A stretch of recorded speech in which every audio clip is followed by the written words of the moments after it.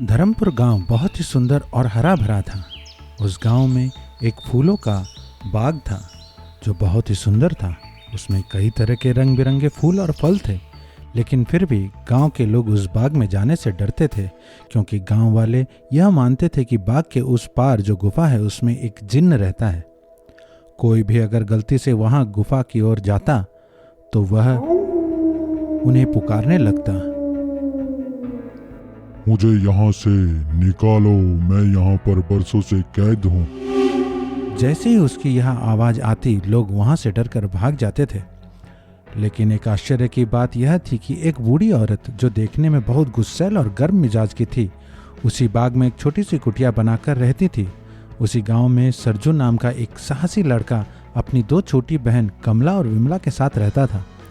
कमला भी अपने भाई सरजू की तरह साहसी थी, लेकिन विमला थोड़ी डरपोक थी। एक दिन सरजू शाम को जब खेत से काम कर कर लौट रहा था, तब गांव वालों को उस बाग के पीछे की गुफा के बारे में बात करते सुना। उसने अपने मित्र अलगू से कहा कि वह इस रहस्य से जरूर पर्दा हटाएगा, क्योंकि वह अपने गांव वालों को इस डर के साए से मुक्ति दिलाना चाहता था। उस शाम सरजू उस गुफा में गया और फिर वापस ही नहीं आया। कुछ दिनों के बाद कमला ने विमला से कहा, विमला, हमारे भाई की इच्छा थी कि वह गांव वालों को उस जिन्न से मुक्ति दिलाए, तो क्यों ना हम दोनों चलकर यह पता करें कि आखिर यह क्या राज है। विमला आगे तो थोड़ी सी हिचकिचाई, लेकिन फिर मान गई। शाम होने वाली थी।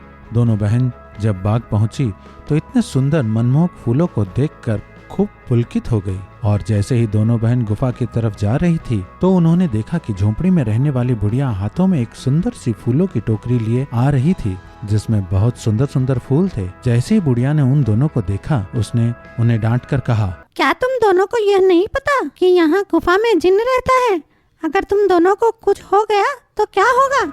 इतना कहकर बुढ़िया अपनी कुटिया में चली गई। विमला भी डरकर कमला से बोली, बहन, यहाँ से चलो। पर कमला ने कहा, तुम बाग में ही रुको, मैं अंदर जाती हूँ। इतना कहकर जैसे ही कमला गुफा में प्रवेश करती है, उसे जिन्न की आवाज सुनाई देती है। वह जिन्न कहता है, आओ, अंदर आओ, डरो नहीं, मैं तुम्हारा कुछ भी नुकसान नहीं करूंगा। मुझे इस गुफा की कैद खाने से निकालने में मेरी मदद करो। कमला आगे तो थोड़ी डर जाती है, लेकिन फिर हिम्मत करके आगे बढ़ती है। जब कमला अंदर आती है, उसे एक बहुत विशाल परछाई दिखाई देती है। वह परछाई उस जिन्न की है। कमला उसे कहती है कि तुम मुझे दिखाई क्यों नहीं दे रहे? तब जिन्न कहता है, मैं गुफा की कैद खाने में कैद हूँ, क्या तुम मुझे आजाद करने में मेरी मदद करोगी? कमला ने पूछा, मैं तुम्हारी क्या मदद कर सकती हूँ, और तुम यहाँ पर कैसे कैद हो गए? तब जिन्न ने कहा, इस बाग में बहुत से फूल हैं, लेकिन उनमें एक पीला फूल सोने की तरह चमक रहा था, जिस पर उसकी नजर थी, क्योंकि उस फूल को हासिल करके उसकी पत्तियां खा लेने से उसकी उम्र 1000 साल बढ़ जाएगी। लेकिन यह फूल तब ही काम करेगा जब कोई इंसान उसे तोड़कर उसे दे। एक दिन उस बुढ़िया ने वह फूल तोड़ लिया। तब जिन्न बुढ़िया के पास आता है और उसे फूल मांगता है। बुढ़िया उसे फूल देने के लिए तैयार हो जाती है, लेकिन 3 शर्तों पर।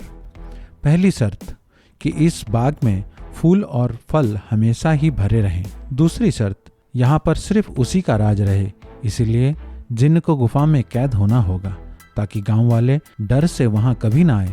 तीसरी, उसका जो भी खाने का मन करे उसके नाम लेने से ही उसके सामने आ जाए। जिन्न ने उसकी शर्तें मान ली और बुढ़िया ने उसे वह फूल दे दिया। इसके बाद जिन्न उसकी गुफा में कैद होकर रह गया था।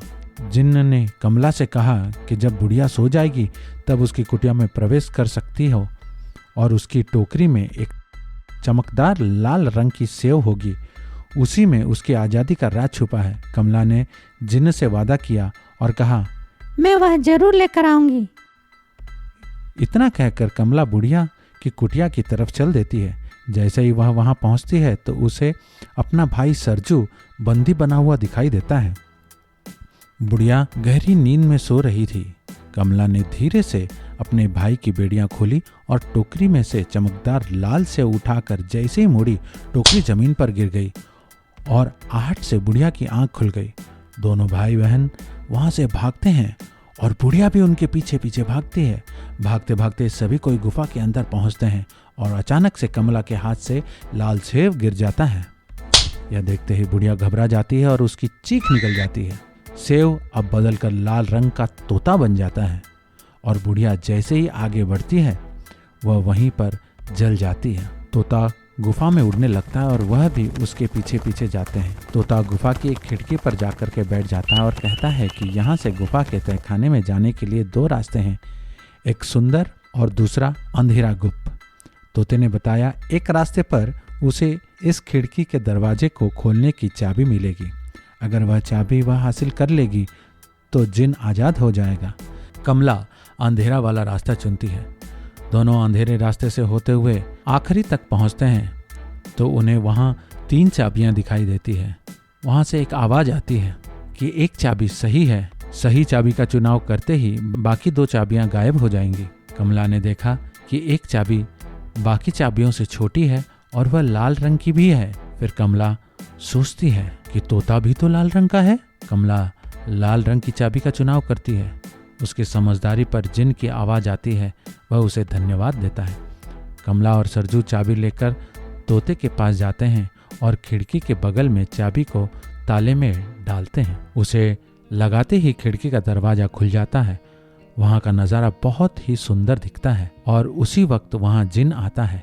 कमला को धन्यवाद देता है और कमला को यह वचन देता है कि वह जब भी किसी मुश्किल में उसे याद करेगी वह उसकी मदद करने के लिए हाजिर हो जाएगा। इसके बाद कमला और सरजू गुफा के बाहर आ जाते हैं और देखते हैं कि गांव वाले गुफा के बाहर उनका इंतजार कर रहे हैं।